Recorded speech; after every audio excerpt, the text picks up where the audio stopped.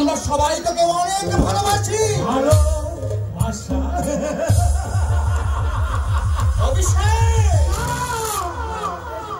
এই পৃথিবীতে কেউ কাউকে ভালোবাসে না, স্বার্থের জন্য শুধুমাত্র ভালোবাসার ভান করে।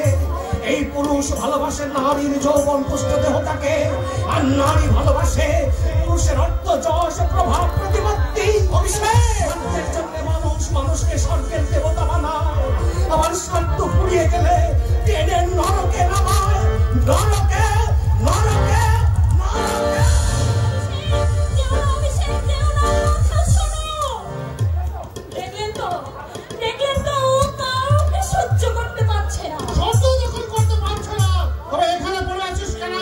আমার সঙ্গে বাড়ি ফিরে চল। না বাবা, তা হয় না বাবা, তা হয় না।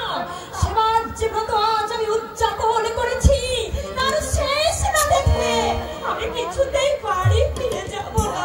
বর্ণনা অভিষেকের অবস্থা কি হলো তুমি আমি খুঁজে পারো না। এরা যে যা জানা আমাকে বলেছে, এবার তুমি আমাকে সব খুলে বলো।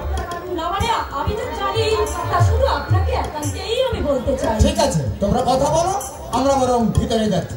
হ্যাঁ চলো। চলো। হ্যাঁ বলো মা। তাহলে শুনুন, সদাই গোস্বামী ছিলেন একজন দরিদ্র স্কুল মাস্টার, আর তার স্ত্রী ছিলেন অঙ্গনা দেবী, আর ছিল এদের সংসারে ছোট ছোট দুটো ছেলে মেয়ে।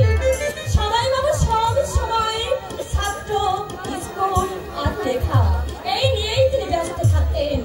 এমন সময় এদের সংসারেরও বিরাট এক ধনীর ছেলে গহন রায়, ওই অঙ্গনা দেবী গহন রায়ের সঙ্গে গোপন প্রেমে আকৃষ্ট হলেন। তারপরে গহন অঙ্গনাকে বললেন, আমাকে এই প্রেমটাকে সামনে আনা